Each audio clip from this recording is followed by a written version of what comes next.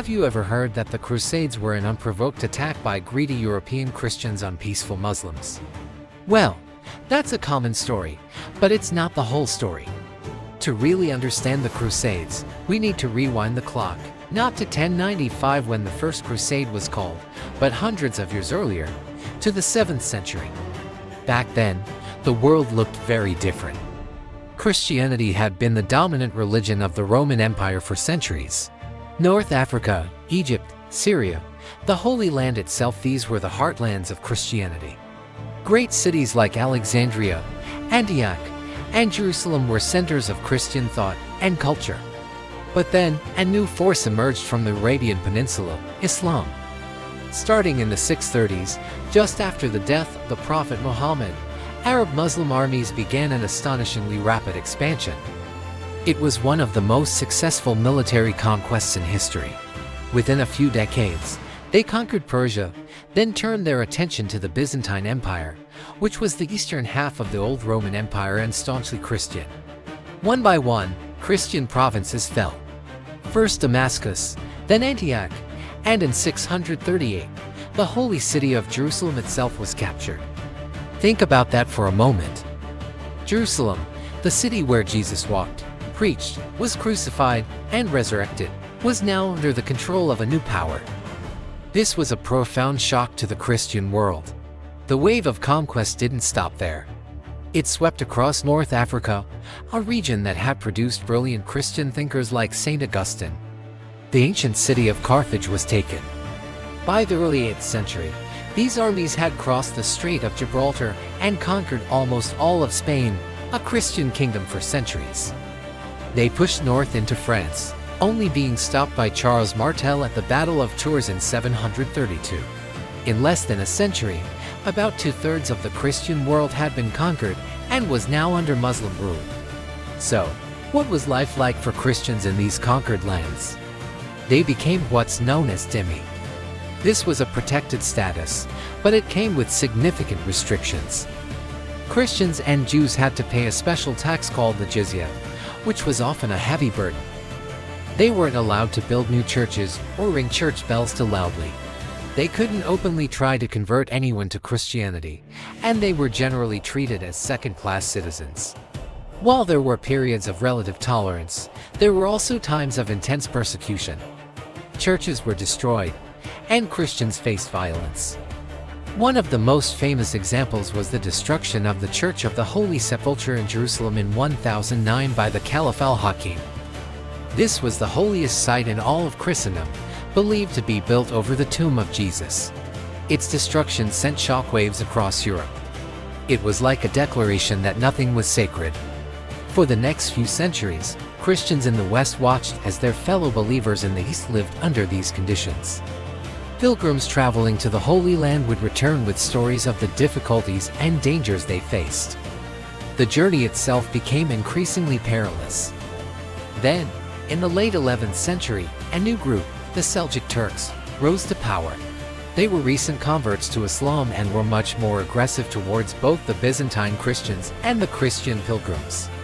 In 1071, the Seljuks inflicted a devastating defeat on the Byzantine army at the Battle of Manzikert. This was a major turning point. The Seljuks seized most of Anatolia, modern-day Turkey, which had been the core of the Byzantine Empire for centuries. The Byzantine Emperor, Alexius I Komnenos, was in a desperate situation. His empire was crumbling, and the Seljuks were at the gates of Constantinople, his capital. He needed help. So, he sent an appeal to the most powerful man in Western Europe, the Pope. He asked for Christian knights from the West to come and help him fight back against the Turks. This appeal landed with Pope Urban II. He saw not just a chance to help the Byzantines, but also to address the larger issues that had been brewing for centuries: the subjugation of Christians in the East, the danger faced by pilgrims, and the control of the Holy Land itself. So, in 1095, at the Council of Clermont in France, Pope Urban II gave a powerful speech. He described the suffering of the Eastern Christians and the defilement of holy places. He called upon the knights of Europe to stop fighting amongst themselves and to turn their swords towards a common cause, to march east, to reclaim the Holy Land, and to make it safe for Christians once again. He called them to embark on an armed pilgrimage. The response was overwhelming, far greater than anyone, including the Pope, had expected. People from all walks of life, from powerful nobles to poor peasants, took up the call. The cry Deus vult, or God wills it, echoed across Europe. This was the beginning of the First Crusade. It's crucial to understand this context. The Crusades were not launched into a vacuum. They were a response, a delayed and complex response, to centuries of Muslim conquests that had absorbed vast territories that were once Christian. It was seen by those who participated not as an act of naked aggression, but as a defensive war, an act of reclamation, and an act of faith to aid their fellow Christians and liberate the holiest city on earth. The initial goal of the First Crusade was simply to help the Byzantine emperor. But as the movement grew, the objective became much grander: the recapture of Jerusalem. After a long and brutal journey, the First Crusade achieved its goal in 1099. They captured Jerusalem and established a series of Christian states in the region, known as the Crusader states. Of course, the story doesn't end there. There were many more crusades over the next 200 years, with varying goals and levels of success. There were terrible atrocities committed by both sides. The history is messy, brutal, and filled with complexities. The sack of Constantinople by the Fourth Crusade in 1204, for instance, was a catastrophic event where Christians attacked other Christians, something that Pope Innocent III strongly condemned. But framing the Crusades solely as a story of Western aggression ignores the 4 centuries of history that came before. It ignores the initial expansion of Islam that conquered Christian lands from Syria to Spain. It ignores the dhimmi status of Christians living under Muslim rule. It ignores the desperate plea for help from the Byzantine emperor. To see the Crusades as a land grab for colonies in the modern sense is also inaccurate. The Crusaders saw themselves as pilgrims on a mission for God.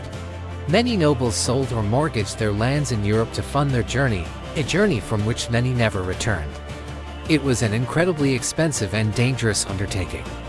They were not seeking to build an empire for their home countries, but to secure the holy places for Christendom. So, when we talk about the Crusades, it's vital to remember this long and complicated backstory. It wasn't a simple case of good guys versus bad guys. It was a clash of civilizations, faiths, and empires with deep historical roots. The initial motivation, the spark that lit the flame, was a reaction to the conquest of Christian lands and the desire to protect fellow Christians and the sacred sites of their faith. Understanding this doesn't excuse the brutality that occurred, but it does provide a much more complete and accurate picture of why the Crusades happened in the first place. It was a chapter in a much longer story of interaction, conflict, and exchange between the Christian and Islamic worlds that had been unfolding for centuries. Thanks so much for watching. If you found this historical perspective interesting, please hit that like button and be sure to subscribe for more deep dives into history. Let me know your thoughts in the comments below. See you next time.